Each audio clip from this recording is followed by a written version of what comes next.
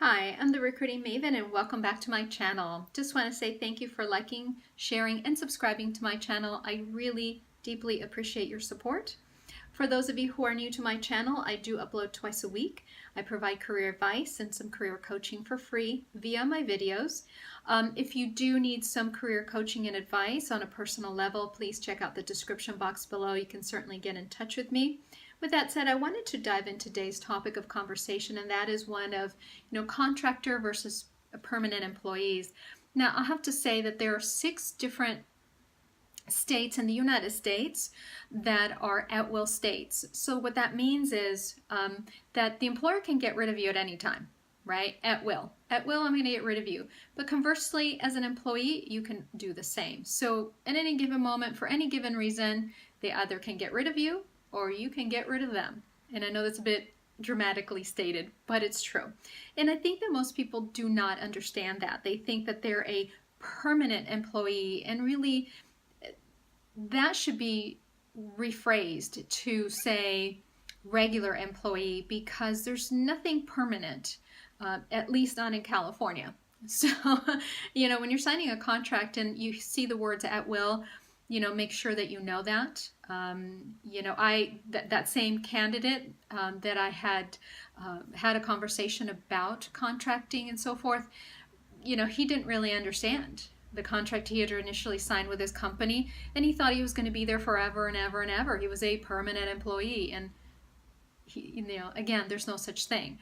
And I just want to make sure that you're staying focused on your career and what's good for you, because I will tell you, a company isn't going to do that for you. Okay? So be a little bit selfish. It's okay to be a little bit selfish, because no one is going to look out for you except for you. With that said, in terms of contractors, there's several versions of that temp to hire. So within that first 90 days, you can get, can let go without any repercussions to the employer, right? We all know that one. And then there's, the 1099 people who are sort of, sole proprietorships, or, they are people who, because they're 1099 designated, they have a lot of tax benefits, right? They have to do their own taxes, pay their own, taxes to the state and the federal government, depending on what state that you're in, of course. Like Florida doesn't have state taxes, so, keep those things in mind. And so to me, there isn't anything, better or worse about either of those two designations. My best friend has had a job for the last 20 plus years at the same company. She literally worked herself from the ground up, and she absolutely loves it. She cannot understand why I love, contracting. And for me, it's more about, the challenge, the new challenge, getting to know new people. That is so exciting to me. That is so fulfilling. Getting to know a new environment, a new culture within that company, working those relationships. And really, for me, it's refining my professional skill set, my emotional intelligence, because there have been times that have been really challenged that way. However, I understand that people, especially in difficult economic times, but just in general, that is not their comfort level, and that's okay too. Now, when it comes to you applying to a job, it's hard to make a transition. I will definitely say, if you've been a contract for a long time, the company is going to say, well, you were 6 months here, a year there, another 6 months at another place. And I think the answer to that is, well, I was a contractor and I'm seriously trying to make a transition into a more permanent or regular employee role. And there's a little bit of pushback, I will definitely say. I have seen it many, many times, and it also depends on the company. So maybe a startup isn't going to be as stringent in those requirements, or really looking at you with a fine, just looking at your skill set so much focused on if you've been a contractor versus a permanent employee. And, I don't think that really has anything to do with anything.